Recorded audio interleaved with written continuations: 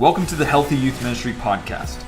HYM exists to encourage, equip, and empower youth pastors and next-gen leaders. Our heart is to develop healthy youth pastors and leaders who are equipped to pioneer and lead healthy youth ministries. To help our community continue to grow, it would mean the world to us if you shared this content with any youth pastors or leaders in your sphere of influence. Or take just 60 seconds to leave a review or rating, which will help increase our reach and impact around the world. Lastly, we would be honored to host you and your team at any of our 8 HYM one-day conferences. You can find out more information about that at HYMconference.com, all culminating in our national conference on October 14th and 15th in South Dallas at Oaks Church. Again, that's HYMconference.com. Now, it's time to get into new content with Pastor Joseph Kellogg, who will be teaching on multiplying your leadership influence. So it's time to grow. Let's do it. Let's get stronger together. How do you multiply your influence? This is a question that we've all asked, and we're going to talk about it on episode 1 of the Healthy Youth Ministry Podcast. Let's go! Come on. We're excited about going on this journey with you and pumped for episode 1. How do you multiply your influence? Leadership is influence. We know, possibly, I'm sure it was, John C. Maxwell coined that phrase. And that's a question that we all have to ask ourselves. If leadership is influence, then how do we multiply our influence? You know, for me over the years, I've thought, I want to be a leader. I want to be a great leader. I want to be a leader worth following. But beyond that, I want to be a leader worth multiplying. I want to be a legacy leader. What's a legacy leader? There's a few things when I think about a legacy leader, a leader that has played the long game, that has standed the test of time, that has continued to influence others, and the people that he's influenced or she's influenced has influenced others. You know, legacy leaders are consistent. Legacy leaders communicate. Legacy leaders are great coaches, and legacy leaders catapult those around them. I want to be a legacy leader. I want to be a leader that's consistent. I want to be a leader that clearly communicates. I want to be a leader that is a great coach, that coaches others, ultimately to catapult, to see other leaders and more leaders go further, faster than I did. And that's catapulting those leaders around you. So let's break this down for a few moments. You see, I believe we need more youth leaders, youth pastors today that will mobilize and multiply the next generation of leaders. We have a leadership vacuum right now. I get phone calls all the time from different churches, from youth ministries, and they're asking the same question. They're saying, hey, can you help us find our next youth pastor, our next gen pastor? Can you help us find that next leader? And I'm going, where have all the leaders gone? Why are we keep asking this same question? I really believe the question we need to be asking is, why aren't we multiplying and mobilizing more leaders? Why am I running out of names to tell churches, youth pastors, they're feeling transition, which can I tell you, we'll all transition one day, either by decision or death. And so how am I looking and developing that next leader? You see, we aren't multiplying our influence into others. We have too many leaders trying to build a platform instead of building up people. There's a difference between being an influencer and being influential. You might say, okay, Joseph, explain that to me. You know, I started off by quoting John Maxwell that leadership is influence. And yes, it is. But now when we've become infatuated with becoming influencers, social media influencers, like there are students in your youth ministry that is making money because they're an influencer. But I don't want to just be some influencer on a social platform. You see, influence is about making impact. And to make impact, you have to make contact. You can't buy followers to be an influencer. You can, but not the influence that we're trying to make in the local church and in the communities. Because there's not a price that you can keep paying to be influential. You see, you can buy followers to be an influencer, but you have to pay the price to be influential.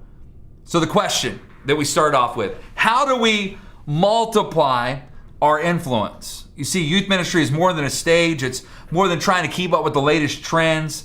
As God's people, we are designed to influence others.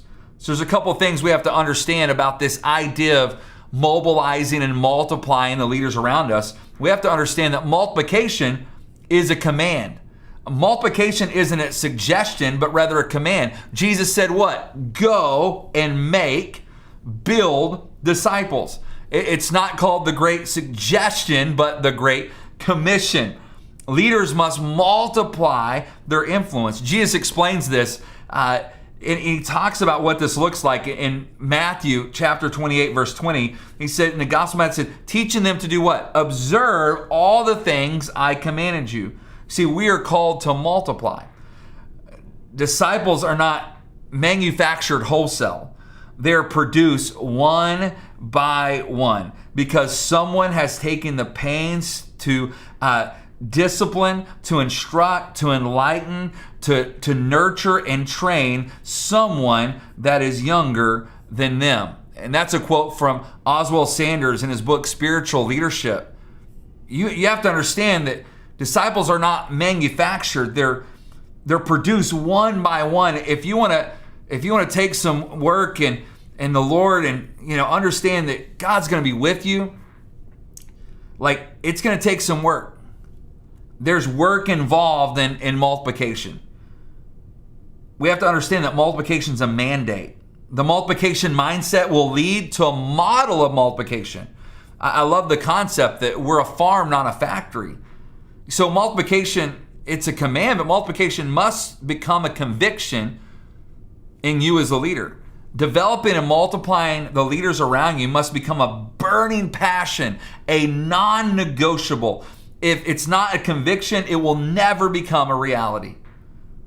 Multiplication will take commitment.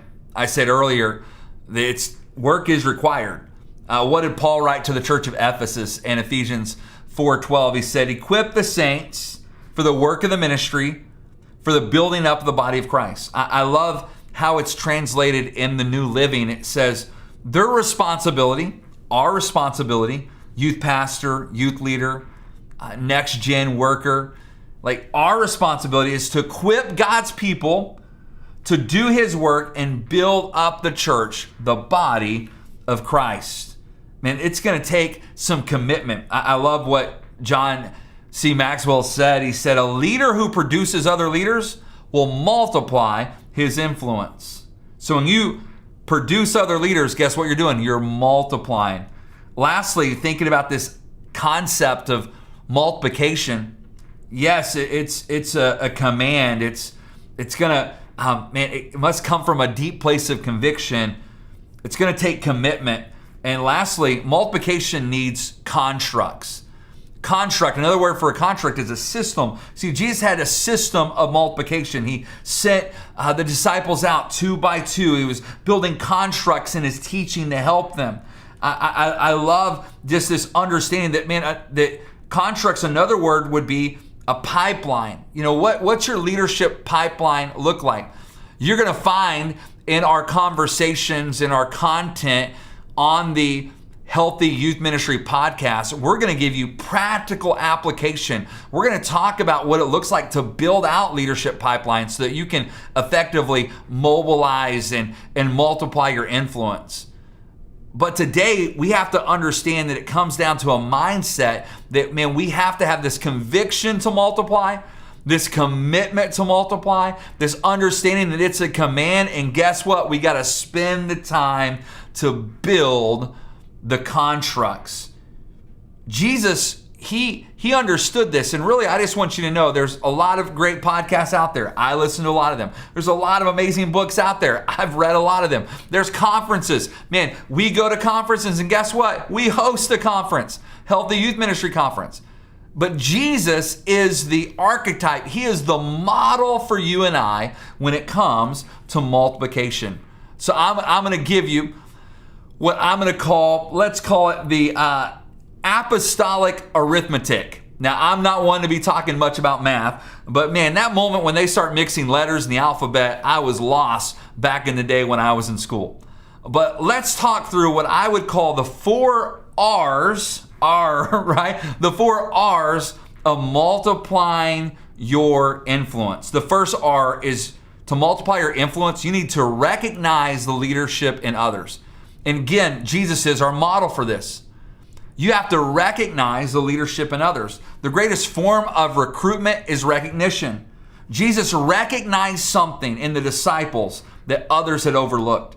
When Jesus is walking there on the sea, by the sea on the shore of Galilee, he recognized something in Peter, and he recognized something in Andrew and James and John. He saw something in them, and then he invited them. He said, hey, follow me. I'll make you a fisher of men. This is what I know. Influence follows invitation. He saw more in them that they didn't see in themselves. Your students in your youth ministry, there's leaders in your youth ministry. It is our responsibility to recognize greatness in them and pull it out. Question, do you remember when someone recognized the leadership in you?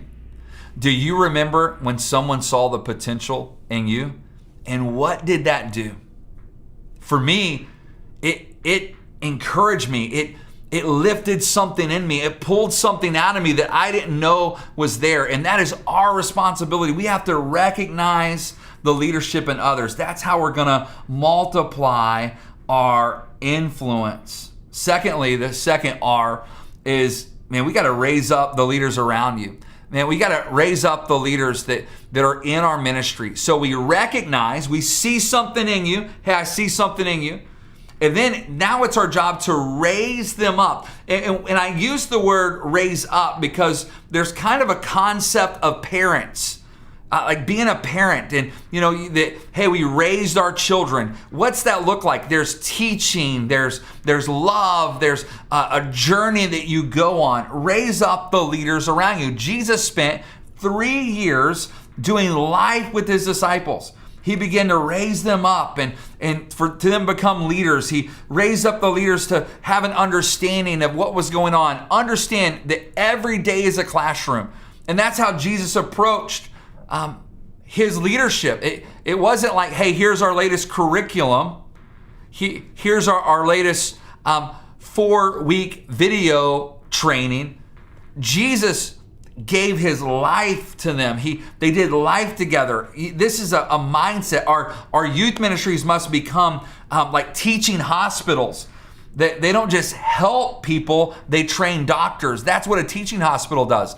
Let that be said about your youth ministry, that you are recognizing the leadership in others, but you're also raising up leaders to lead. Raising up leaders must move from what we do to who we are. I love this picture that's painted for us and in the 78th Psalm, verse 1 through 4, and the Message puts this in such a simple vocabulary for us. He says, listen, dear friends, to God's truth. Bend your ears to what I tell you. I'm chewing on this morsel of a proverb. I'll let you in on its sweet old truths, stories we heard from our fathers, counsel we learned from our mother's knee. We're not keeping this to ourselves. Key phrase. We're passing it along to the next generation. What? God's fame and fortune, the marvelous things he has done. The psalmist is telling us, hey, listen, we're not keeping this to ourselves. We're passing it along. So many of you that are listening or watching right now, you have so much to give. Man, would you give that to the next generation? Another Maxwell quote, because it's really hard to talk about multiplying your influence without quoting John Maxwell. He says in his book, Developing the Leaders Around You, he says, great leaders share themselves in what they have learned. Share your life with students. Raise up the leaders around you. And you're like, man, what's that look like? Jesus, he's like the perfect example of a youth pastor. So Pastor Jesus, he went boating with his disciples. They went climbing together. They got kicked out of places together. They sat around the campfire together. They prayed together. They ministered to others together. Jesus he shared his life with them. And it was in that daily classroom that he was raising up the future of the church. And that is our responsibility as well. So, man, what are these R's? Recognize leadership in others. Raise up the leaders around you. Number 3, release the leaders to lead. That third R, release them to lead. Jesus was raising up leaders to release them to lead. And this, my friend, is legacy leadership. This will unlock multiplication in your life. You got to release them to lead. I love Acts 1:9. It's after Jesus has these final words and talking about how that they're going to receive the power of the Holy Spirit and be witnesses to Jerusalem, Judea, Samaria, the ends of the earth. And it's this powerful moment. But then in verse 9 of Acts chapter 1, Jesus ascends. Goes into heaven. And that was the moment. It is now their turn. Jesus, after 3 years, invested his life into these amazing men and these women, and it was their moment now to lead the way. You see, legacy leadership and multiplying your influence. You're going to have the moment that you release others to lead.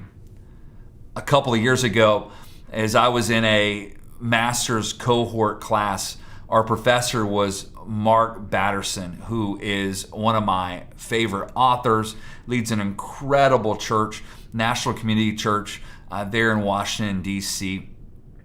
And he said this quote, and I'll share it with you. Legacy is not what you accomplish. Legacy is what others accomplish because of you.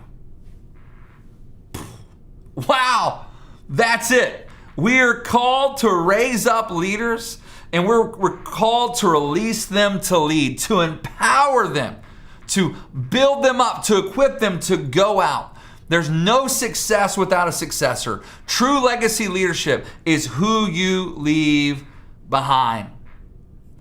In my, wild to say, but the last few decades that I've had the privilege to work in next gen ministry, I think about a lot of big nights. I think about the all-nighters, so many all-nighters. What are we thinking in youth ministry? A lot of pizza. In the early 2000s, a lot of Mountain Dew. Come on. And I think about all these great big events and these invite nights and all this. But to me, the thing that I think about most, the number that I think about most, the true legacy of the ministry I've had the opportunity to lead for my wife and I, for our family, the number that's big is the now 118 former students and interns and leaders. They're in full-time ministry around the world. I think about missionaries in South Africa. I think about church planners. I think about amazing next-gen pastors and leaders. If I was to name them, you would know exactly who they are. But I also think about the youth pastor in the local church that you'll never hear of, but he's being faithful. And I think about the worship leaders. I think about the marketplace leaders. And it fills me with so much joy that I know that true leadership is what you leave behind. Because leadership is influence, and I want to multiply that influence. How is this possible? Because we tried our best and continue to do so to follow the model that Jesus gave us to recognize leaders in others, raise them up, release them out. And some of you might be going, wait, you said there were 4 R's. Yes, there are. The last one is repeat. Keep doing it. Don't stop. Recognize, raise up, release out, repeat. Recognize, raise up, release out, repeat. That is how you multiply your influence. And if you want true legacy, it's not about the highlight. You don't make it into the NFL Hall of Fame for making top 10 plays of the week, for not making just a highlight. It's about consistency. And over time, that consistency compounds. And that's when influence really makes the biggest impact. And you can do that. You'll hear a verse probably, if not every episode, almost every episode. Galatians 6:9. Don't get tired in doing good. At the right time, you'll reap a harvest. If what? If you don't give up. So don't give up. Keep doing it. Be the hero maker. Be like Jesus. That's the goal. One of my favorite verses is 1 John 2:6. Those who say they live in God should live their lives as Jesus did. And what did Jesus do? He recognized leadership in others. He raised them up. He spent the time. He had the moment of correction. He had the moment of coaching. And he loved them and he helped them so that he could release them out to lead. And the repeat that happened was those disciples continued to do the same. And that's why you and I are here today. So, man, if we want to lead like Jesus, let's do and live and lead the way that he did. You can be a leader worth multiplying. We believe it here at Healthy Youth Ministry, and we believe it's going to happen in and through your life. A leader worth multiplying. So remember, we are stronger together. So refuse to do life alone. Thank you for listening to the Healthy Youth Ministry podcast. And thank you for investing in your leadership, because the next generation needs you. And we believe healthy youth pastors and leaders are the #1 catalyst for seeing healthy youth ministries. Again, make sure to check out HYMconference.com for more information about our one-day conferences and the national conference on October 14th and 15th. And our final prayer and encouragement to you is this: Galatians 6:9. So let us not grow tired in doing what is good, for at the right time we will reap a harvest of blessing if we don't give up. And with that, we will see you next month for another episode of the Healthy Youth Ministry podcast.